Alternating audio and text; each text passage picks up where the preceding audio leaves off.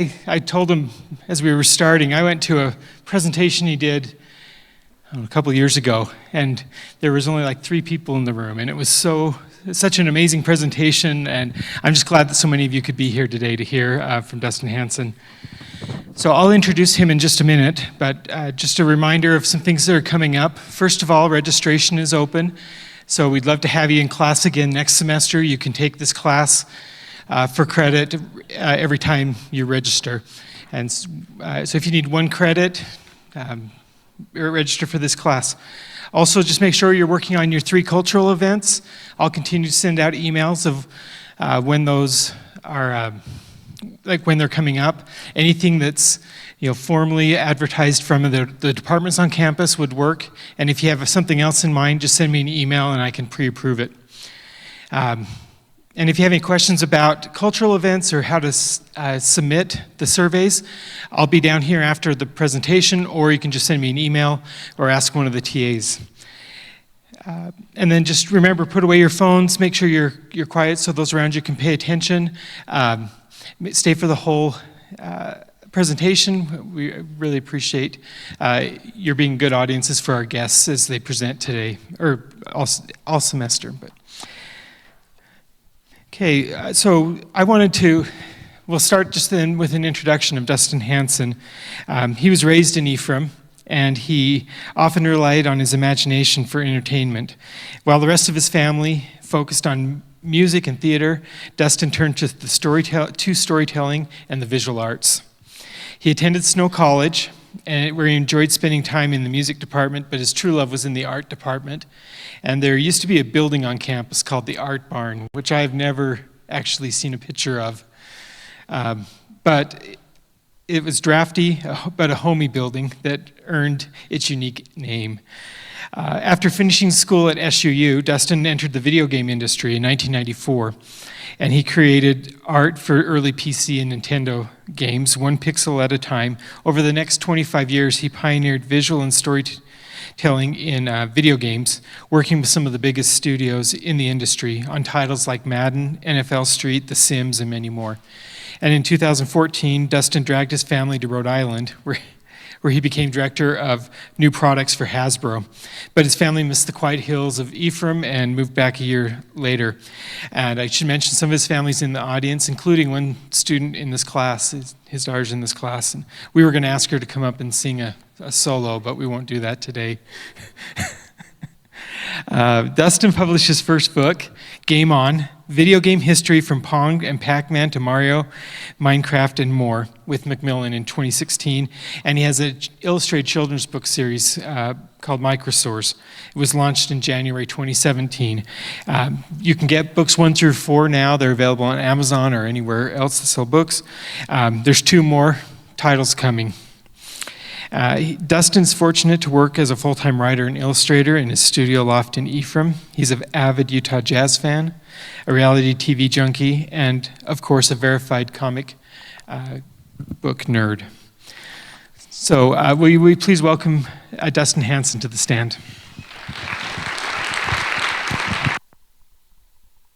Thank you. Well, that literally was my entire presentation. I should have sent a shorter bio. I'm really glad that Mr. Allred, David, asked me to come and speak today. David, he is David to me, asked me to come and speak. I'm a passionate Snow College guy. I absolutely love this place. I love kind of everything about it. I just love the flavor of Snow College. Matter of fact, so long that it took me forever to leave Snow College. I don't want to use the graduate word because I don't think that ever happened, but I was here forever. I met my lovely wife here. What better can you get than coming to Snow College and finding someone to stick with you for the rest of your life? So I have a real soft spot for this place. And really, it's where I became kind of who I am. Like I said, I grew up here. My parents moved here. They both taught at Snow College. My mom is still teaching here at Snow College. Matter of fact, she's here too. It's like 3 generations of Hansens in the same building. My mom is the costume mistress for the theater department across the way. And both her and my dad are in the Music Hall of Fame if you walk down here. So Dennis Hansen was my dad and Kathleen's my mom. So I have a long history with this place. But I have to be honest, actually, just to get rid of the obligatories. As David mentioned, I'm an author, illustrator. This is my current book series that I'm working on right now with Macmillan. It's basically this, two of my favorite old movies jammed together into one book series. If you have a 9-year-old brother or sister, or if you still read on a 3rd grade level, I'm not judging, all right? You might really enjoy these. They're completely foolish and silly, and nothing safe happens ever, which is a good place to start. But probably the book that I'm most well known for is this book here, Game On. It's titled, I can never even remember, Game On, Video Game History, from Pong, Pac-Man, Mario, Minecraft, and more. I think that's it. Came out right before Twitter changed their 140 character limit to 240 character limit. So when I was trying to tell people on Twitter that was there, all I could write was, please read, and then the title of my book. So way too long of a title. And the reason they made it so long is that in hopes, Macmillan thought, if anybody searched, what about the history of Minecraft, this would pop up. So it's basically got every video game that they could think of that would help people find it jammed into the title. It's kind of a classic example of something being over-engineered. But this book really is my love letter to video game history. I am a passionate video game player and creator, and we can dig more into that as we go on. But really what I love about video games is the story. And really what I love about everything is story. I hate to use the word addicted, but I am. And part of that is kind of ingrained even in how people respond to my book. And I know most people are going to read the good reviews about their books, but I love bad reviews. So I brought just a couple that I pulled today off of Goodreads. By the way, if you're a book reader, Amazon always has the nice reviews. Goodreads has the real reviews, so go check them out. They're kind of fun. This is one of my favorites. I'd rather play E.T. on a janky 2600 with a broken controller while listening to Britney Spears' Bye Bye Bye on constant loop than read this book again. Love that review. It's like one of my favorites. By the way, something about Texas in my book don't work together. I don't know what it is. This is a good one. If I was 13, this would be the best book I ever read. But I'm 32, so I'm giving this book 1 star. And his name is probably his gamer tag. I guarantee it is. Obviously, this is a 32-year-old gamer, which I thought this was really fun. Also, it was written for a 13-year-old, so sorry, 32-year-old. This one is honestly my all-time favorite. Another Texas, by the way. I think I skipped every other chapter in this book. Those were the good ones. I don't know if he skipped the good ones. I don't know what it is. Maybe he skipped the good ones. I don't know. But how does this guy call himself a video game historian without covering Tetris or GTA? Is this a joke? Obviously, he skipped the GTA and the Pokemon chapters because they are literally in the book. So if you're going to skip every chapter, maybe you did skip the good ones. But part of that, to me, is also part of the fun. It's why I write. I love that kind of feedback. I love both the negative and the positive feedback. And some of the negative feedback I've had has been really constructive. A matter of fact, some of it actually launched my next nonfiction book, which is going to be called, I'll tell you because it's been announced, even though there's no cover. I'm writing a new one called The Greatest Stories Ever Played. And it talks about the evolution of storytelling in technology and how gaming really changes how we approach story. And a lot of that came from the reviews that I had, where people were saying, this is really cool to hear about how the games were made, but what have the games done as far as an impact? So it's kind of like a nice, fun companion with that. And lastly, my next book series that I'm working on, I can only show you this picture. I can't tell you what it's for, other than I am so unbelievably nerdy excited about this that I can't even stand it. And I will just say that this guy approves. That's all I'm going to say. And if I showed any more, somebody with a sniper rifle will probably come and take me out.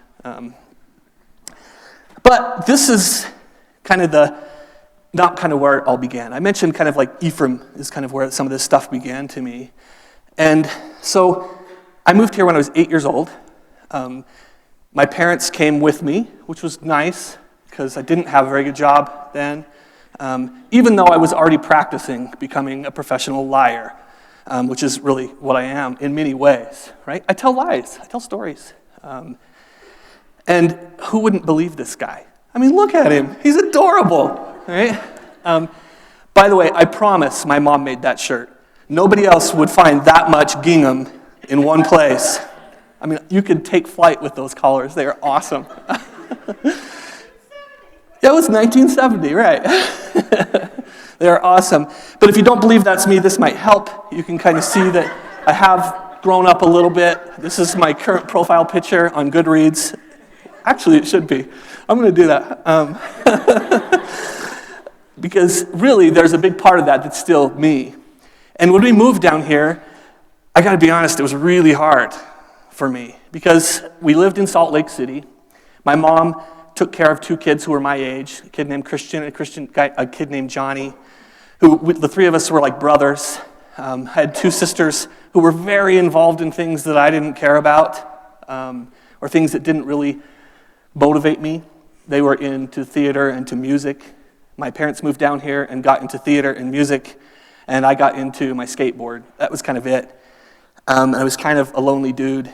I rode my black Makaha skateboard up and down these sidewalks forever, and absolutely loved that, but still didn't have a connection until one day, well, it happened quite often actually. My parents were doing a musical at night, and they would send my sisters and I, we were kind of like the original latchkey kids. They would send my sisters and I with a couple of bucks to this place called the Union Building, which used to be kind of like your student center here. And it's placement-wise is probably like where the reception desk is for the new library. It was this old clunky building. The entire thing was carpeted on the inside. I'm not kidding when I say entire thing. Like the walls were carpeted. Somebody had built some chair, bench things, and they were carpeted. Like everything was unreal. And of course, they served like soda and ketchup, so the whole thing smelled like carpet ketchup. I mean, you know that smell, right? You've smelled that smell. It's awful. But they had a couple things that were great. They had Italian ice and hand-cut French fries. And so my sisters and I would get a couple of bucks at the time. That's like 80 bucks to you guys. And we'd go to the Union Building and we'd get hand-cut fries and Italian ice. And for $1.25, I know exactly how much it is, we could get a large order of fries and one large Italian ice. And they were big. And we'd sit there with a spoon, watch cable TV, because they had it and we didn't. I think it was like 8 channels. It was awesome. Sit on those carpeted chairs and goof around till my parents were done with their theater practice. And that was kind of my normal thing. Well, one day something arrived that changed my life forever. It was this. Inside, in 1979, it was a year after it launched worldwide, inside that building, a machine appeared. And I will never forget my very first impression of it wasn't even this art. It was the art on the side of the cabinet. It was this amazing alien coming down. He's got like lightning bolts all around him. It was awesome, and I heard this amazing soundtrack. Really complex. I've memorized the entire thing. I'm going to sing it for you now. Ready? Here it is. Dun, dun, dun, dun, dun, dun, dun, dun. That's it. Right? Amazing. But the more you played, the more aliens that you shot as they descended down. The soundtrack would get faster and go up like a half a step. Dun, dun, dun, dun, dun, dun, dun, dun. And then it would go faster and faster and faster until you cleared the entire wave. And then you get a little breath. And then a new wave. Dun, dun, dun, dun. That's it. That is the entire game. But to my 8-year-old mind, it was everything. Unbelievable. And I played that game, talked my sisters into letting me have a portion of that $1.25 to play the game, and I would last like 30 seconds at first. Like, it's not a good value. 25 cents for 30 seconds is like less than you pay, or more than you pay for Netflix. Way more. So anyway, I played it so much that I kind of became somewhat of an idiot savant on this game. Like, I was really good, like scary good at this game.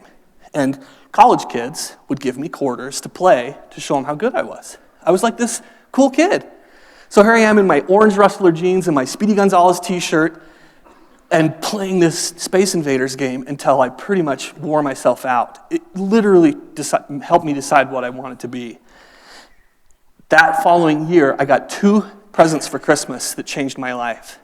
This one, I almost got emotional. I did. Dang it. The TI-99-4A was a great computer, allowed me to type and kind of make my own games, which was unbelievable, obviously formed who I was. But the other one was How to Draw Comics by Stan Lee. Dang it.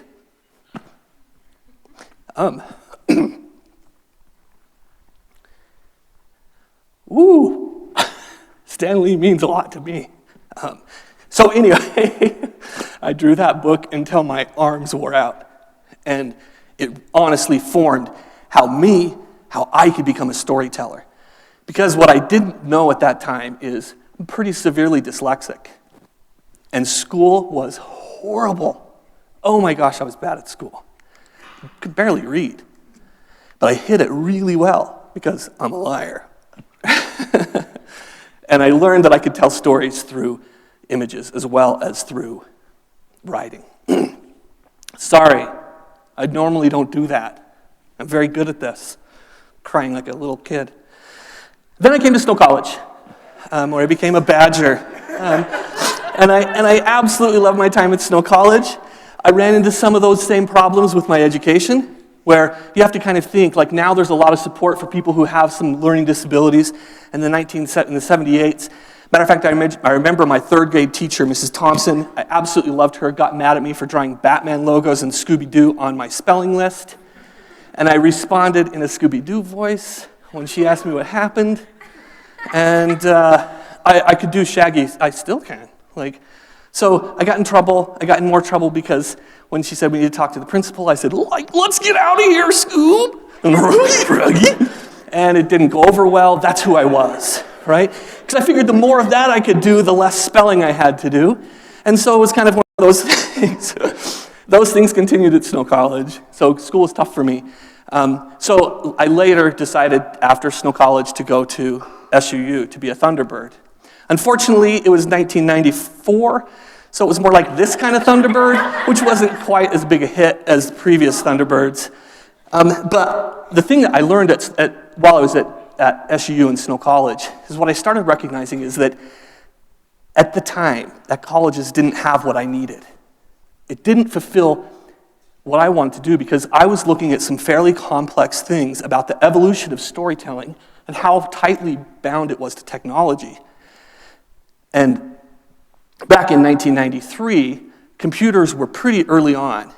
I was seeing some pretty amazing things with storytelling technology already happening with games like Colossal Cave Adventure and Hunt the Wumpus. If you know what those are, you're my best friends.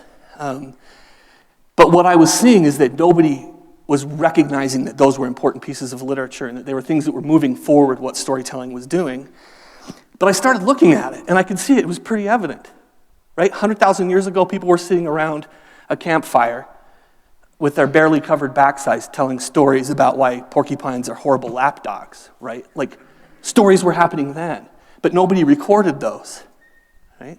They didn't have the technology. And then 30,000 years ago, the caves in Lascaux, France, were our first version of technology, where somebody figured that if you could smash burnt charcoal, you guys have heard of yellow ochre as a color?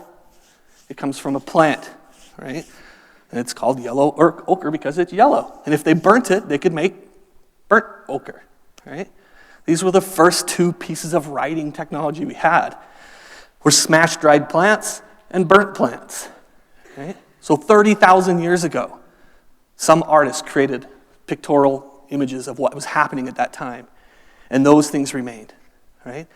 Fast forward to 5,000 years ago. The technology changed again when we had something called cuneiform. And cuneiform was a very elite group of people learned how to, or invented how to record basically their crop yields by pressing indents into clay. It was the first version of the alphabet. And the way that they figured out how to keep that forever was because we had other technologies that we'd already learned, which was like firing pots. So they fired these tablets, and so they have these extremely heavy tablets that have a counting of their yields of corn. That's all it was. But that was technology that allowed them to continue that on. Then we go another 2,000 years to papyrus, right? You guys are all familiar with that, right? Smashed papers and reeds. Eminently more portable. Can you imagine being the kid that's got the new technology in his backpack, he's carrying the papyrus to school, and you got, you're still carrying clay tablets? Oh my gosh, how do you handle it? It'd be so heavy. So technology continued to move storytelling. But the great thing, the difference between cuneiform, writing on clay tablets, and papyrus was that now more people could read. It became an access thing, right? And if more people can read, more people can write, and it continues to help our evolution. A lot of great things happen from this. And it continues on. The printing press. Now somebody could have a story on Saturday, run it through the printing press, share it with thousands of people on a Sunday, right? More people are interested in finding out that news. More people want to get an education, become literate so that they can read for themselves. And those things happened. The radio. Now things don't have to happen on a Saturday and a Sunday. Now things can happen now and they can be broadcast, right? We take all these things for granted because I don't even know that anyone listens to the radio anymore unless you're like, I don't want to take the time to plug my aux cord in, I'll just turn on the radio, right? So these things happen, and this evolution happens, but the thing that we lose in that process is the technology. Nobody cares about cuneiform anymore. People are starting to not care about radio. Sorry, JD. Those things are happening. Television, right? The biggest thing in the world. It's going away. Right? How many people watch on an actual TV right now? How many watch it on your phone or some other device? You guys don't watch TV? You can raise your hands, right? We've migrated. That technology continues to migrate. It's a really fascinating thing, and I was really inspired by that. And back in 1995, when I was going to SUU, I decided I had to become a part of that. And I had an illustration professor down there that was telling me about some guys that he knew that were working on this weird game called Super Tecmo Bowl. This is me. That's me, by the way. They were working on Super Tecmo Bowl, and I almost lost it because it was like the greatest game of all time, and he gave me their number, and I called them, and I ended up working for him. Unfortunately, it wasn't this legendary Super Tecmo Bowl. It was this one, which I get another one of these for. Because the game was horrible, did not follow up its predecessor very well. But it led me to working on some other pretty interesting things, including this game, which ended up being kind of an icon in video game history, and I was really fortunate enough to work on Duke Nukem 3D, which was my first taste of storytelling in video games. And I realized something really interesting. There's a big difference between conflict and action. And I've always loved that. I didn't understand that as a storyteller. I thought that punching somebody in the face is what was interesting, comic books, right? And it's not. It's the result. It's what happens after. And it's also what happened before to get you to that point. So I kind of started building these ideas in my head about how important story is to video games. I was a big sports fan. I still am. Also on the bio, I'd like to change. I'm no longer a Jazz fan after last night. However, I'll give him one more chance tomorrow. But I reached out to a group in Florida that was making a football game that was one of my favorites. And I talked to these guys about kind of their game and kind of some things that I'd thought about their game. And they flew me down for an interview. And I'm in the interview, and I walk in. There are people that I actually know who they are because I'm such a nerd that I knew who the designers of the game were already. A guy named Jeff Lure, who I really respected. And a guy named Steve Chang, who was kind of the guy who was running things at the time. I'm in the meeting with these guys, talking to them about being the art director for their new project, their next version of Madden, which was going to be coming out on the PlayStation 2. So this one right here. I talked to them about it, and they asked me what I thought about the game, and I told them, like visually, it was kind of garbage, and there's some places that we can improve. But I said, you're not making a football game. That's where you're wrong. You need to be making a different game. And that was kind of a brave and perhaps foolish thing for me to say, but they asked why, what I meant by that. And I told them, to me, Madden is not about football. Madden is about billionaires. It's about 30 billionaires who live across the United States. And these men have built icons in their city, coliseums. And they bring the greatest warriors that they can get from all around all the lands. They recruit these warriors to come, and they don them in the colors that reflect their city. And they give them mascots and heroes. So they put them on their chest. And they line all these guys up, and they do battle on the field. And every week there's a winner and there's a loser. And every week there's an attrition. Some are gone forever. And every week there's a champion.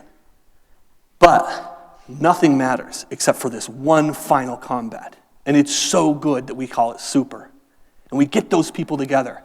And only one billionaire is the guy who owns the Super Bowl title. Right? So that was the thing that got me the job at Madden, because I saw a different perspective of what football was. Football isn't about guys clashing. It's about the bigger picture. And luckily that led them to giving me an opportunity to have my own franchise. So I was the creative director on the NFL Street title, which actually turned into kind of being EA Big, which was a lot of different street titles. And this was a lot of fun for me because it became storytelling meets video games. It was still to date, even though I've worked on a lot of very big titles, this is my very favorite product I've ever worked on because it just speaks to my heart and it's funny, and that's good for me too. I love sense of humor in a game. I'm going to go a little fast because I'm a rambler. But this is what was happening in my career, right? But at home, some things were different. So there's a big difference between the game player and the game creator, right? And I pride myself in being a player as well. And it's actually what eventually got me out of making games. And I don't really make games anymore. I do some consulting and do a couple things. But I'm not a game developer anymore. I'm more of a writer. And that's really what happened. And it came because of stuff like this. How many of you have played this game? Yeah, I mean, like, it's unbelievable. This story is actually about my son playing this game and about my wife's reaction to this thing. So my son started playing Legend of Zelda. I gave it to him when he was about 9, so it had been out for 10 years or so. And I said, trust me, this is better than what you're playing. This is so good. He didn't believe me because it was on the clunky N64. And he played it and fell in love with it and sat down, I'm not kidding, for like 15 or 16 straight hours with a friend of his. His friend literally watched the entire time. It's like the very first version of Twitch. And Tanner played this game for like 15 hours. And I remember my wife having a conversation with me saying, I think there might be something wrong with him, right? Because nobody can do one thing for 15 hours. I don't care what it is. And I remember talking to her about saying, like, that's literally how this fiction is written. It's written to be consumed in massive, massive chunks. And my wife and I have always disagreed about if that's really the way stories should be told. I think they need that. My wife thinks that's completely crazy. Who spends 15 hours on a video game, right? Fast forward 20 years later when she's binging Stranger Things 15 hours straight. And you tell me who's right, all right? So a lot of that binging mechanic came from the innovation that was happening in the early games like Zelda. And then I was really passionately involved with this project. Anyone know what this is from? BioShock, yeah. So BioShock is fascinating to me. I was involved with it, so it helps, obviously. But the thing I loved about it is that we were able to take something that was visually compelling, and we were able to make a really big social statement. So this BioShock game is actually a reflection of Ayn Rand's theory of objectivism, right? And it was a way that we could show people what the ideals would happen if objectivism went wrong, right? But the great thing about video games is we don't have to tell them that story. We can let them experience it. So every person who plays this game gets to try to figure out if it's okay if we let everybody have their own happiness and forget about society. What could possibly go wrong, right? And in its concept, it's kind of a beautiful theory, right? But we were able to explore what would be the realities of that happening and let people kind of dig through and see their own reactions to that, which was fascinating. You can't do that in any other medium. Anyone? We're more modern now. Last of Us, sorry. So, how many of you have played this game or are familiar with it? So quite a few of you are. I'm not going to spoil anything. Oh, I'd love to, but I won't. So Last of Us is actually the telling of the continuation of King Lear. How many of you guys have heard of King Lear? How many of you have heard of Shakespeare? He's a guy with a beard. They make fun of him on Simpsons all the time, right? So King Lear was a tortured man. He had everything, right? His fault was his arrogance. And his fault was his ease in life. And he lost his daughter because of that arrogance, right? So King Lear lost Cornelia. He has this beautiful speech. Go and YouTube it, the King Lear Cornelia monologue. I guarantee it's up there. It's beautiful. Where he talks to the gods and says, I can't do this. on my own. Why did you take her? I still believe in you. I still need you. Puff up your cheeks. Blow your mighty winds. Like this incredible rally cry. And then we get to see King Lear struggle with his humanity as that goes on. All right? The Last of Us takes off when Joel is holding his dying daughter in his arms, saying in his words, King Lear's speech. It's beautiful. Right? Perfect. The game continues on from there, where we watch Joel struggle with loss and the questions of, can I replace the love from one with another? Hard questions, right? We get to see this man, Joel, who had everything, even though he was humble, but he had a home and he had a daughter and he had a job, and he loses everything in a moment. Life changes for him and he has to struggle to question, is God a thing? Is there something bigger than me? Or is my humanity and my ability to love all there is? And we see a guy who's strong. You're not in a video game unless you're strong, right? Who can blast through a bazillion spore-infected weirdos, right? Get replaced by youth. If you've played the game, this is not a spoiler, maybe a little bit. Actually, if you haven't played it, it's too late. It's been out for 5 years. Joel, your main character, who you've been playing through the entire game, gets replaced by Ellie, who's this 15-year-old girl, who was not his daughter, right? So age, as in King Lear, gets replaced by youth. And you finish the game as her, and her perspective is, who's my God now? Is it Joel, who's an infallible man? Right? Really cool stuff. And yes, this happens in literature, but it's happening in video games at a very, very complex and different level. Because in literature, when Cornelia dies, it's Cornelia dying. In a video game, when Ellie dies, it's you dying. And that's the big difference. There's a level of empathy that can come through that can't be achieved in other mediums. VR, don't get me started. I'm not going to talk about VR. It's not there yet. Maybe it will be. But that's not to say that you need rich, complex visuals to tell a story. This one you guys have seen, right? Right? Undertale. Visually, this project does nothing. But from a storytelling standpoint, it's absolutely brilliant. Because you get to see your cost and the impact that you leave on a story of a nation, right? You die, you go to hell, you work yourself back. You guys who are big literature people are probably knowing a very familiar tone there, right? But unlike Dante, who made a million mistakes, you get to choose if you're going to make the mistakes. And you can beat a game without ever causing violence. It's tough. It's actually the hardest way to go through.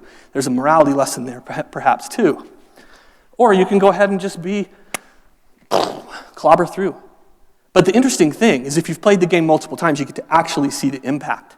So, for example, there's a point when you get to and you see two dogs who are kind of enemies. You can choose to pacify them and try to get by without hurting them, or you can go ahead and destroy them. You can destroy one. You can destroy two. Right? But later on, as you play through, you come to another. By the way, the sense of humor in this is like Mr. Bean plays a video game. It's so brilliant. You come to another spot where there's dogs playing poker. If you've gone through the pacifist round, all the seats at the table are filled. If you've killed dogs in the past, there are seats missing in the table, right? So you get to see that impact. And so it doesn't have to have every sense to make it great, even though I would say that we're getting there. This is my current, I don't even want to tell you how many hours, all right? This is Red Dead Redemption 2. This game is complex. It's complete. It is absolute literature. This is the game that should be read alongside with All American Lit when we're talking Lonesome Dove. We should be reading this. We should be playing this. Because it forces you to live through disease, heartache, loss, decisions, morality. It asks all these questions of you, and the results are dramatically different. I have two sons who are playing this with me. I tried to make all the good choices because I'm the good guy.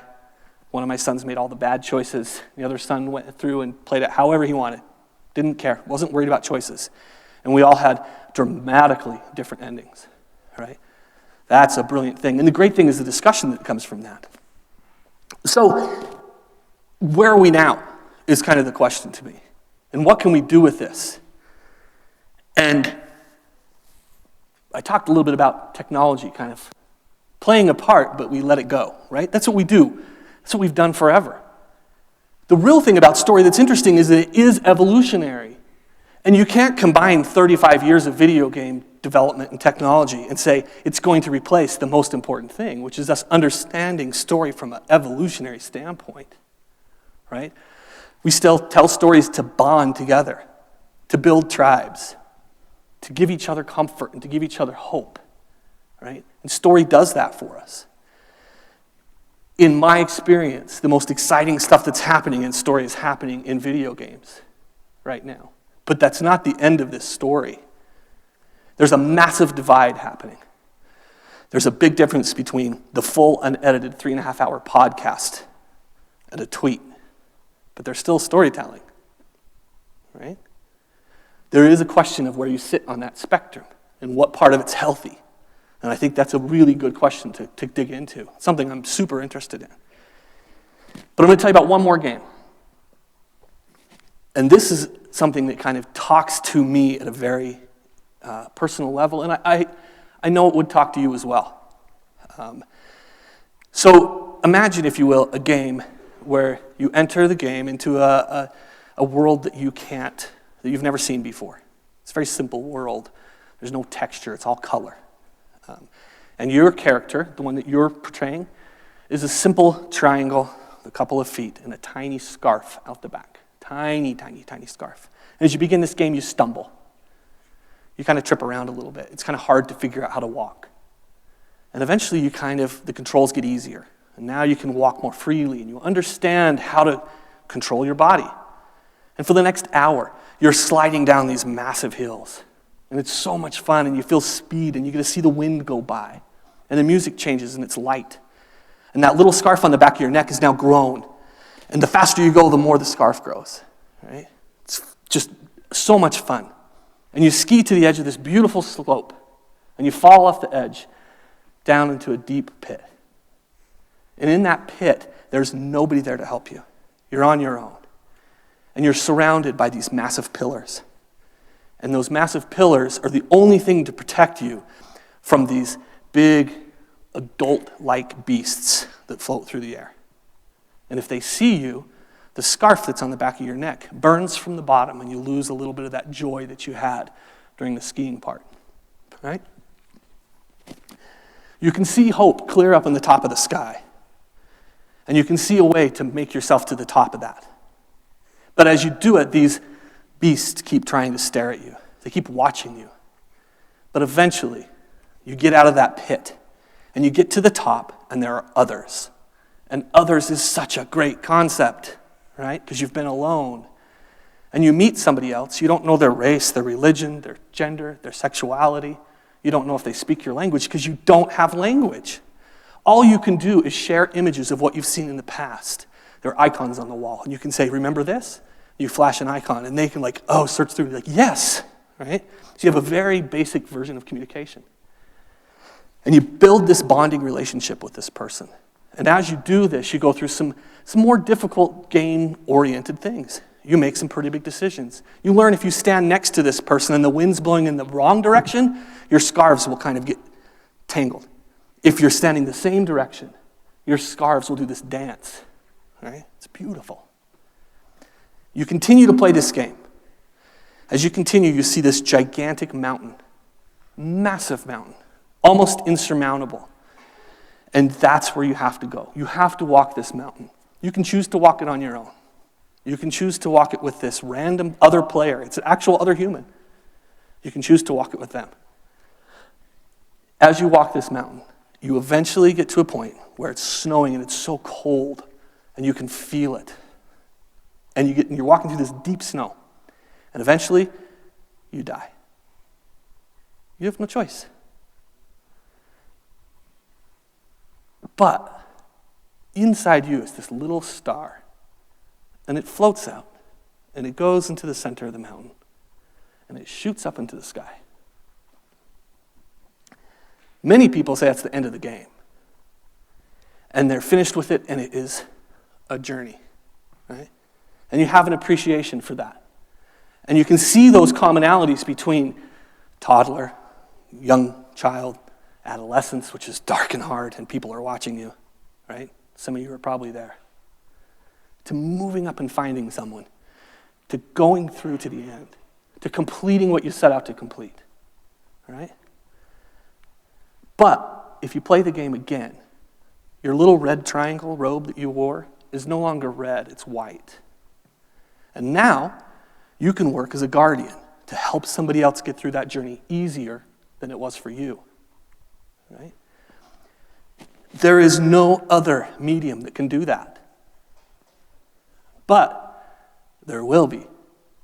And I think that, to me, if I can leave you with anything, is that, yes, right now, the video games are, in my opinion, totally my opinion, the best way to have that type of expression. Storytelling's part of it, right? You guys probably were pitching some of those things as I talked, right? But we're going to replace it. I guarantee we'll replace video games. TV's on its way out. We never thought that was going to happen, right? We're going to replace video games with something better. But the thing that will remain is story. And that's what you have to be able to share. So, share your story, damn it, and give it to me, because I want to play it. Okay, that's it. Sorry, I'm a little long back.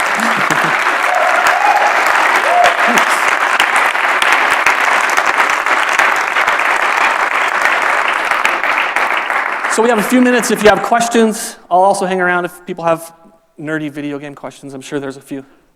What is your favorite video game? Oh, it's so hard. I'll give you 5. Because it's so hard to define that. Right now, Red Dead Redemption 2, which I'm currently playing, is hard not to put into that list because I'm playing it. And so it's hard not to. And it was made for everybody, but really made for the 40-year-old guy who played the previous one and knows what it's like to have someone say, you were a good guy, or worse, maybe you messed up. Like, it really spoke to me.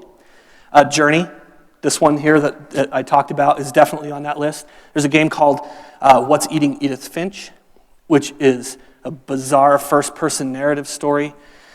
And then, oh man, it's so hard. I'm probably would have to say Overwatch right now. And for a lot of different reasons. Once again, it's a story thing for me. I play it with my entire family, so it becomes a real communal thing to me.